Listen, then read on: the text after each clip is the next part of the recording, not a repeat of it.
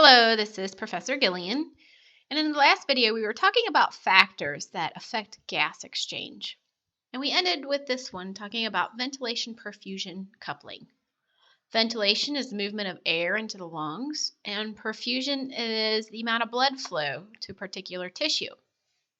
So if you are going to couple ventilation, that means if your ventilation goes up or your airflow goes up, then the body responds by taking the blood flow and making it increased as well. If the ventilation goes down, the perfusion will go down. Well, what's the logic in that? Well, if you can imagine, the role of your lungs is to oxygenate the blood being delivered. So if there's a part of your lungs that's not getting a good oxygen supply, it doesn't make sense to send the blood there to be oxygenated because the lung isn't working in that particular portion of the lung.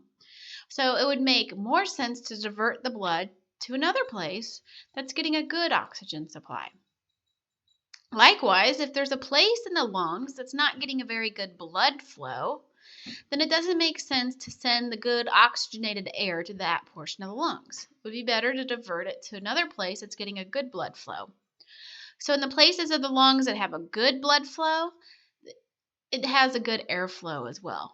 And if the place in the lung has a good airflow, it'll have a good blood flow.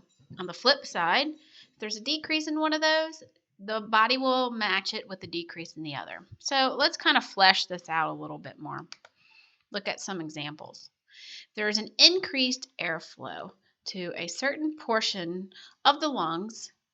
The response will be to dilate the vessel. So if you're getting a good airflow, you want a good blood flow. So if this is getting good oxygenated air, you want to send a good amount of this blood there to be oxygenated. On the other side, if let's imagine there's a blockage here and there's not a good airflow, well, then it doesn't make sense to send as much blood to this portion of the lungs.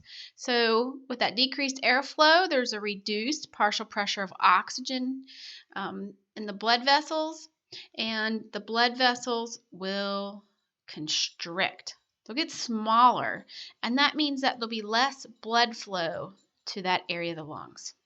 So with less airflow, it doesn't make sense to send the blood there.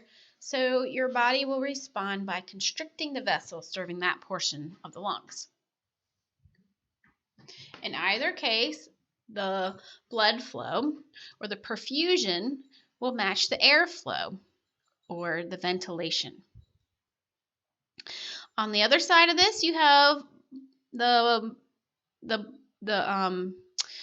ventilation being adjusted to changes in perfusion. So let's imagine that there's an increased blood flow to a certain portion of the lungs. That's going to elevate the PCO2, because remember, this is the deoxygenated blood coming from the tissues. It's carrying that CO2 to be breathed off.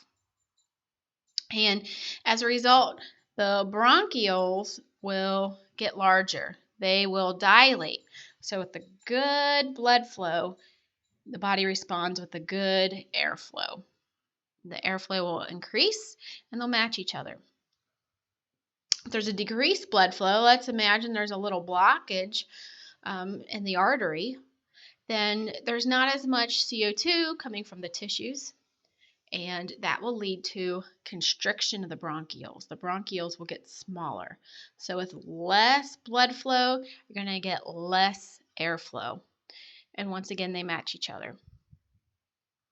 So with ventilation perfusion coupling, what you need to remember is that as ventilation goes up, perfusion goes up.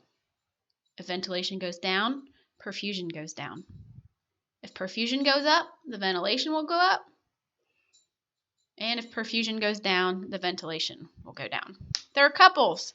They stick together. Hope this helps. Have a great day.